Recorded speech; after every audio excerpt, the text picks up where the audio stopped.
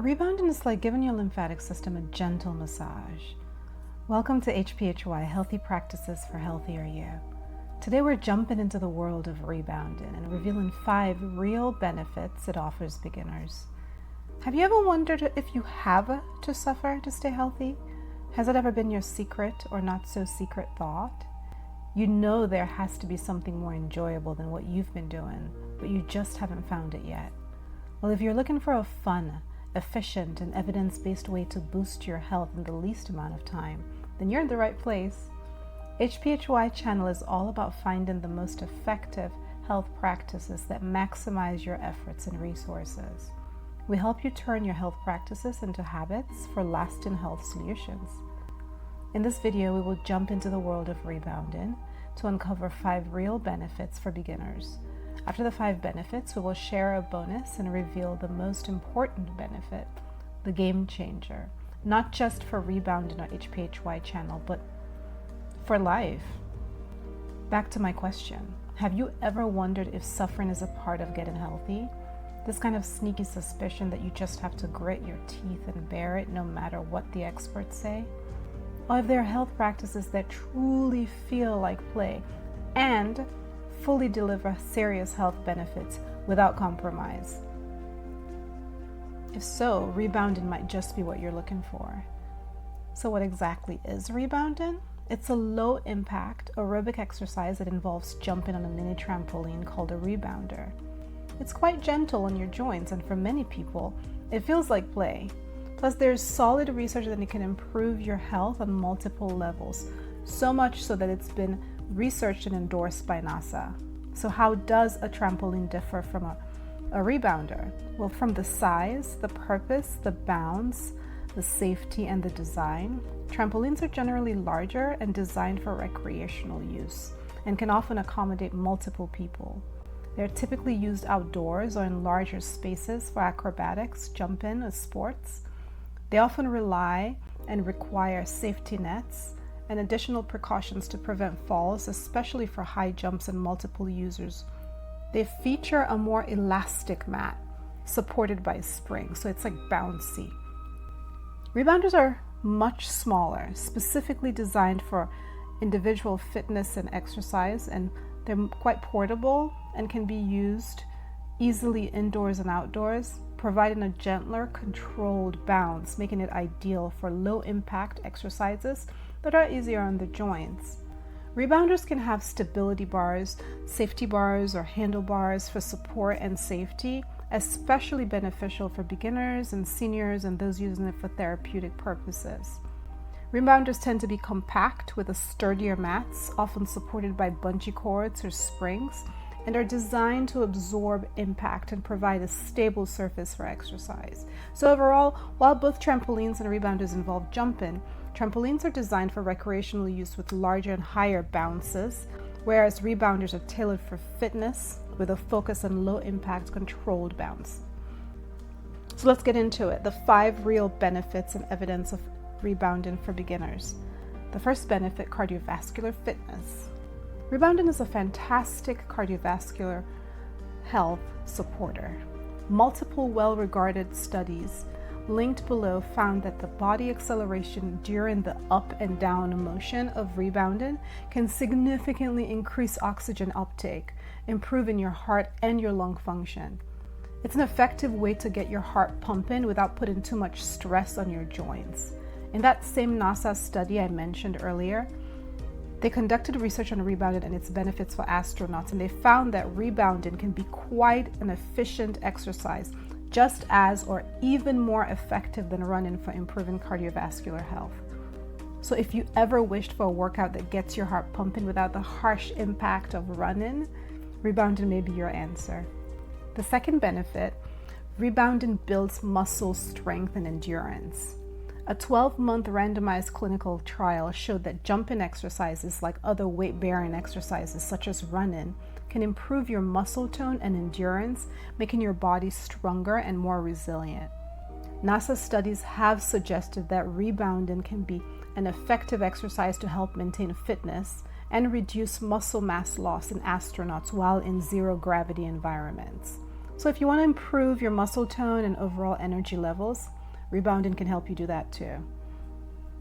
The third benefit, bone health, bones. We hear about the importance of taking care of our bones, especially as we age, for anyone, but especially for women who until recent years focused mostly on aerobic over resistance or weight-bearing exercises.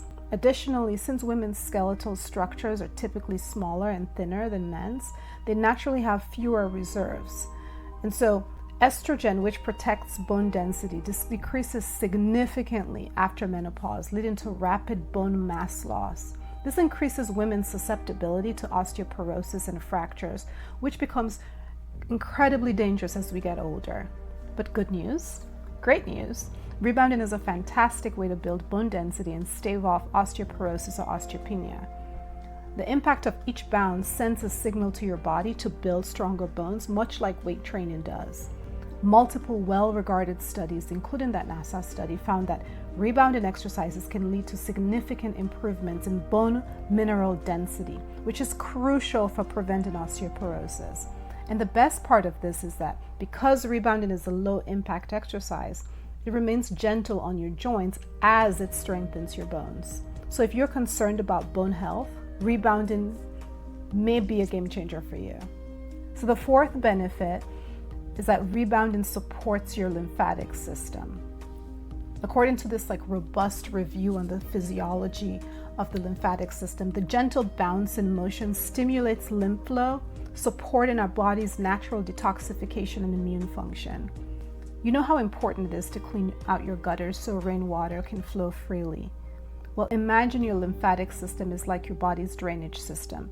It needs help sometimes, and rebounding is like giving your lymphatic system a gentle massage, supporting your immune system and detox organs, and helping to flush out toxins. Unlike your circulatory system, which has the heart to pump blood, your lymphatic system relies on movement to do its job. So this up and down motion creates a pump in action that moves lymph fluid throughout our bodies, removing those waste and toxins like we mentioned earlier. So it plays this crucial role in keeping your immune system as healthy as possible. The fifth benefit is that a study suggests that rebounding exercise significantly improves mobility. This particular study, which is referenced below, shows no significant improvement in balance, but other studies indicate that the constant shifting of weight as you bounce challenges your core, muscles, and improves your stability. So this improved stability can translate into everyday life, making you less prone to falls and injuries. Plus, it can enhance your performance in other activities like sports or dancing. The scientific research on rebounding is limited, but it is growing. The links to the studies referenced are in the description below. And while scientific studies suggest impressive benefits of rebounding, cultural evidence also shows that forms of rebounding are embedded in some societies' daily or ceremonial routines. So there are cultural and traditional dances like Brazil's capoeira, Greece's pentozali and sirtaki, Kenya's Maasai warrior dance, Peru's sikuri, and South Africa's Zulu dance demonstrate how rhythmic jumps not only hold cultural significance, but also provide valuable insights into physical activities that promote strength, agility, and cardiovascular health across cultures. Even though scientific and cultural evidence give insight into some of these benefits of rebounding, please proceed cautiously. Trust your body's intelligence. It will guide you as you deepen your understanding of its signals. Now, let's talk about how you can start rebounding. The good news is that many people at different stages can do this. First, you have to get advice from your qualified healthcare professional or your fitness professional. Research and, if possible, purchase a mini trampoline or rebounder online or at your local store, and comment below if you want me to make a video around this. Make sure to get one with a removable stability handlebar for that extra support and safety until you get used to it.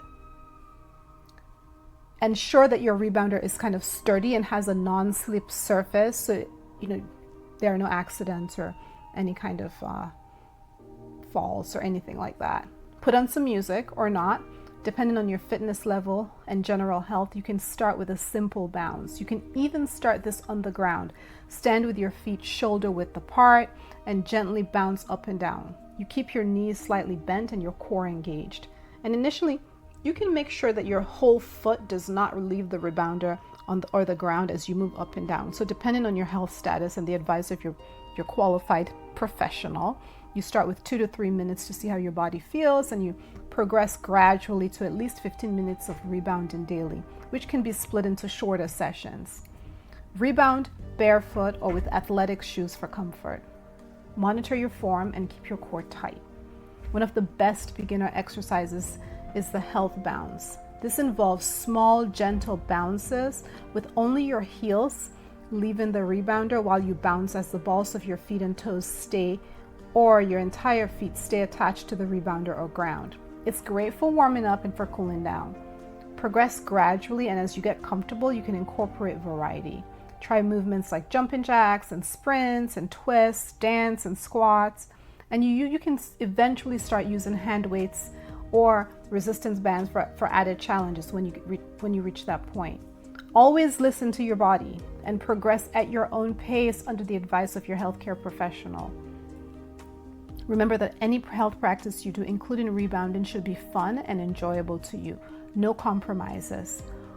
Always start with a gentle health bounce to warm up your muscles and finish with the same to cool down. Listen to your body, and if you feel any discomfort or pain, stop and consult your healthcare professional if necessary. When done correctly for your circumstances, rebounding can be one of the gentlest and most effective exercises anyone can do. It's low impact, it's reducing strain on the joints, while it's providing a full body workout that improves cardiovascular health, strengthens your muscle, improves your bone health, stimulates the lymphatic system, enhances balance and mobility. And here's the most important benefit. It can be fun. This means that you're more likely to stick with it. The fact that it's enjoyable makes adherence and your consistency so much easier, which are the only paths to long-term health benefits. Share your experiences with us below in the comments as you rebound in different environments. And then now, for the bonus tip I promise you, health activities should never, ever feel like chores from start to finish. With so many enjoyable alternatives available, you can achieve the same or even better results with finding activities you genuinely enjoy, and stay active becomes a natural and enjoyable part of your life rather than this burdensome task. The best and only exercise that matters is the one that you enjoy and will consistently do. So again, you have to listen to your body and find out what it enjoys. Even if studies show like a practice is very effective, if you dread it or hate it, do not force it. Effort is different. We all have to make effort. It's natural and healthy to put effort into achieving your goals. But dread, which is like anticipating something or someone with great fear or apprehension, or just not wanting to do it syndrome, dread compromises your health on multiple levels. Dreading an activity actually releases cortisol, which is counterproductive to your health goals and triggers a whole host of negative health issues. And while some environments value pushing through pain and dread as part of daily routines, that is unnecessary when it comes to health activities. Studies have clearly shown that the anticipation of negative experiences or dread can activate stress responses in the brain, increasing cortisol levels. There are many health ailments associated with chronic high cortisol levels. Studies suggest that it can impair your cognitive function, it disrupts your sleep, increases your weight, which may or may not be your preference. You may want to gain weight, but you shouldn't, gain it through increased cortisol. There are healthier ways to gain weight if that is your preference. It can decrease your bone density. It can increase your risk of developing type 2 diabetes. It can affect your mood, your skin, suppress your immune system, increase your blood pressure, and so much more.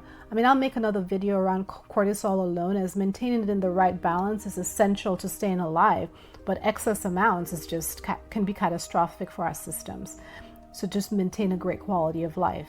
So these dangers highlight the importance of managing stress and maintaining healthy cortisol levels for overall well-being, which means that of all the things that you may dread, that you believe you can't control, of all the stresses in your life, the health practices that you choose can never be one of those things. So choose. Choose for the sake of your own health. Increasing time that you spend doing things you enjoy around people that you feel good around as much as possible is the ultimate health practice with proven health benefits. You owe it to yourself, you owe it to your family and people you love, to your friends, to explore what that is for you. So consult your qualified healthcare professional and try Rebounding. If it's not for you, explore our other health practice videos. If you found this video valuable, please subscribe, like and share, question and comments below, and I'll see you in the next video.